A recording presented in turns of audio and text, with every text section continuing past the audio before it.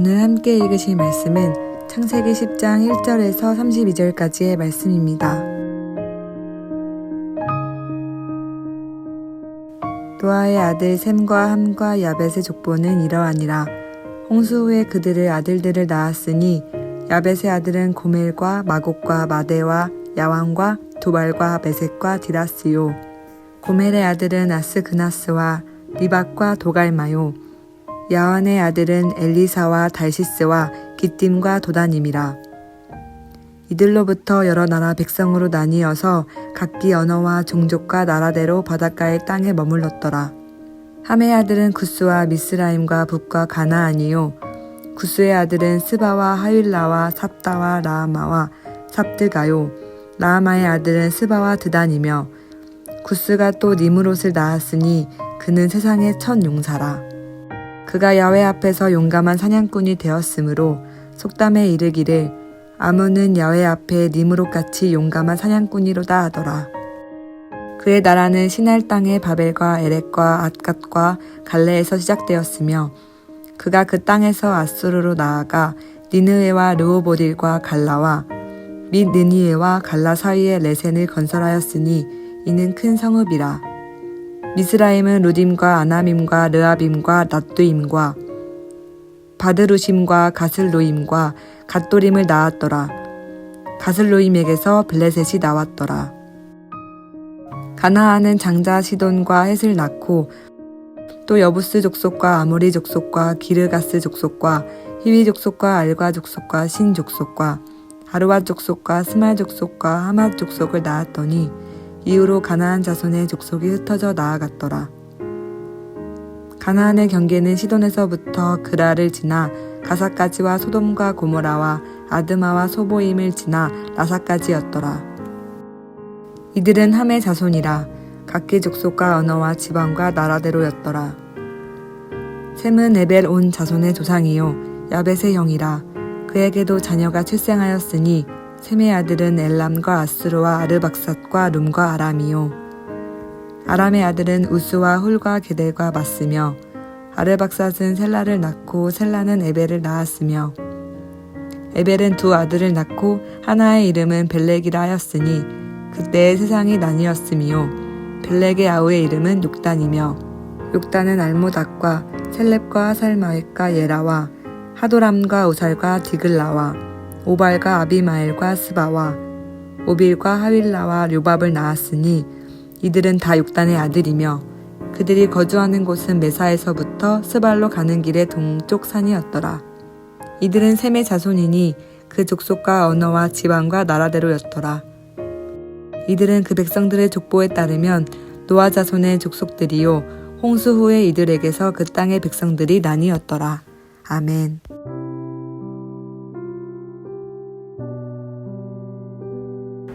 창세기 10장은 심판 이후 노아로부터 시작된 족보의 이야기가 나옵니다. 노아에서 시작된 족보는 11장과 12장에 걸쳐 아브라함에게 이르기까지 계속됩니다. 결국 이 족보를 통해 하나님의 계획을 나타내려는 것이며 하나님의 마음을 드러내는 것이라고 할 수 있습니다. 노아가 방주에서 나와 세상을 봤을 때 어떤 심정이었을까요? 자신의 가족 외에는 아무도 없는 세상과 마주했던 그 노아는 오직 하나님만 바라보았을 것입니다. 그런데 노아를 통해 70명이 나라와 민족으로 나뉘어지면서 하나님이 인간에게 약속하셨던 번성의 축복이 다시 실현된 것이죠. 하나님의 자비하심을 엿볼 수 있는 대목입니다. 심판의 현장 속에서도 하나님은 다시 회복하시고 일으켜 세우시는 그런 분이십니다. 간혹 함이라는 자녀에 대한 오해가 있습니다. 함이 저주를 받아서 아프리카 민족이 되었고 가난하게 살았다고 하는 말이죠. 그런데 본문에 등장하는 구스의 자손 니므롯은 야훼 앞에 용사였습니다. 뿐만 아니라 세계사를 주름잡았던 아수르와 바벨론도 함이라는 자녀를 통해서 나왔습니다. 함의 아들 미스라임의 경우 애굽, 즉 이집트에서 자리를 잡았으니 세계 강대국들을 낳은 사람이 바로 함이라는 것을 알면 놀라울 뿐입니다. 결국 이렇게 본다면 함이 받은 저주는 가난과 고통의 저주가 아니라 하나님을 알지 못하고 살아가는 저주였음을 말하는 것이 아닐까 하는 생각을 해봅니다. 야벳은 확장한다, 넓게 한다는 등의 의미를 지니고 있습니다. 이들의 자손은 터키가 있는 지역과 이탈리아 등 헬라인들이 존재했던 그리스 지역으로 이동을 합니다. 헬라의 문명과 철학이 야벳이라는 노아의 자손을 통해서 싹트게 된 것이죠. 셈은 이름이란 뜻에서 온 단어로 명성의 뜻이 있습니다. 셈이 중요한 것은 셈을 통해서 아브라함까지 이어지기 때문이며 하나님의 구원 사역과 계획을 보여주는 계보이기 때문입니다.